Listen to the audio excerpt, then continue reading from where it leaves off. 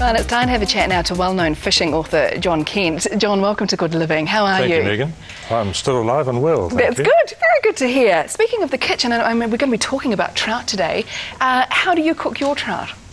Well, I release most of them now, Megan. I think I've caught and eaten so many in the past, perhaps, but now I'm more into conservation. But I still like the odd smoked fish. When I go to Taupo or some of the lakes, you know, where there's plenty of trout, really, I love smoking one and eating it sort of hot smoked. Nice. But we do cool smoke them as well. You know, we salt them and hang them for 24 hours and then slow smoke them over a manuka fire, and they're just beautiful then. Very nice. If I'm in the high country somewhere and I'm starving or running out of food and my partner doesn't really like fish, I'll fillet it, take all the bones out, and then just roll it in flour and fry it in oil. And because when it's fresh like that, I take it, it's just beautiful. You don't really need to add too much to it. No, you don't. Just a little drop of wine would be lovely.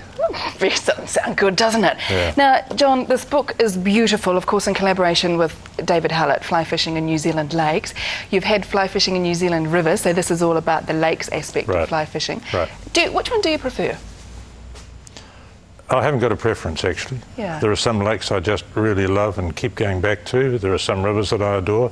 So it doesn't really matter. It just gives you a much wider variety of fishing to fish lakes and rivers, both of them. Because I guess a lot of fishermen and people predominantly think that you're going to get your best fish in rivers, but this book's highlighting that's not the case. That's right, especially for Americans or incoming tourist anglers, because they nearly always come for sight fishing in the South Island rivers.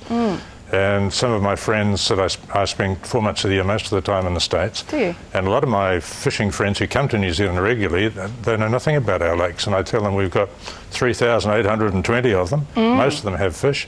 And there's some superb lake fishing. And of course they're really surprised about that because they do a lot of lake fishing in the States. Yeah. Talk to us about trout as well, because of course we've got a New Zealand native trout, haven't we? But of course there's other species there that have been brought to us, is that right? Sure, the brown and rainbow and also the fontinalis, they've all been imported, and so the salmon species as well. A long time ago, sort of 1868, I think, the first brown trout over came from Tasmania. And then something to thank Australia for. Well, that's right. And it was a fluke, actually, that they survived. And then in about 1880, I think, the rainbow were introduced from Sonoma Creek in San Francisco Bay. And then after that, there was some more liberations of game fish. But we didn't have any native game fish at all. Wow, that's really interesting to know. And considering we've got, as you said, nearly 4,000 lakes here in New Zealand, that's quite staggering, isn't it? How did you choose the 20 for this book? Because they've been personally chosen by you. You've fished at all of them many times. Well, I've written trout fishing guidebooks for 20 years, and they describe 700 rivers and 250 lakes, and I've either looked or fished the lot, so I know them pretty well. You do. And I guess it's out of personal recommendation, really. If I asked you what your favourite one would be, could you tell us, or is it a hard question? Again, that is extremely difficult. I love Lake Taupo. I love fishing Taupo, especially at night around a stream mouth with some friends. I have a lot of fun and I go up there most years. I love stalking Mavora lakes along the edges looking for cruising fish.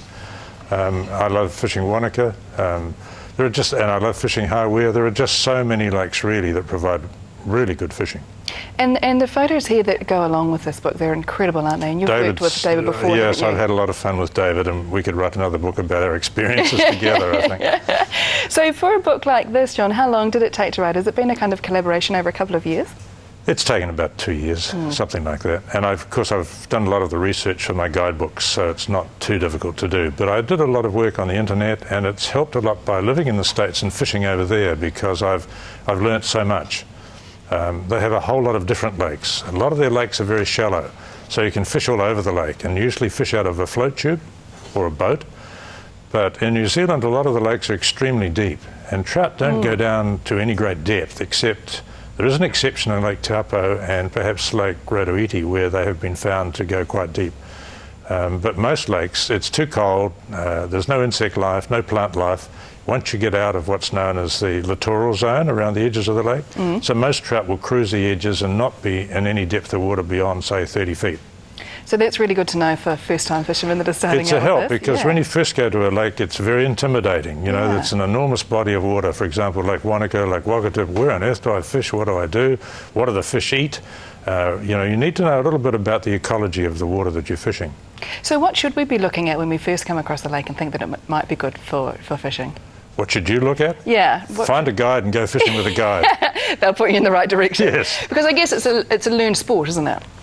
Yes, it is, but it's not too difficult. There's a lot of mystique about fly fishing, but really there shouldn't be any mystique. And the best way to learn is either join a fly fishing club, like the Canterbury Fly Fishing Club, which is a superb club here in Christchurch. And a lot of junior anglers come along and join the club, and they get a lot of help and support from other anglers. And to fish with another angler is probably the easiest way to do it. There are some very good books out as well. But I remember at the age of 14 first going to the Canterbury Fly Fishing Club, and some guy was talking about the evening rise, and I thought it had something to do with young men meeting young women, but it obviously didn't. So you've been started since you're 14. The rest is history, and of course these books show your love and your passion for the sport, and I know for many of you keen fishermen out there this will certainly be one that you'd like to add to your collection. John, thank you very much for coming in. Thank you, Beautiful Megan. book. It's Fly Fishing in New Zealand Lakes with John Kent and also David Hallett, so do pick that up. Good one for Christmas actually, I think. Yes, it's a beauty for Christmas. Beautiful. John, thank you very much.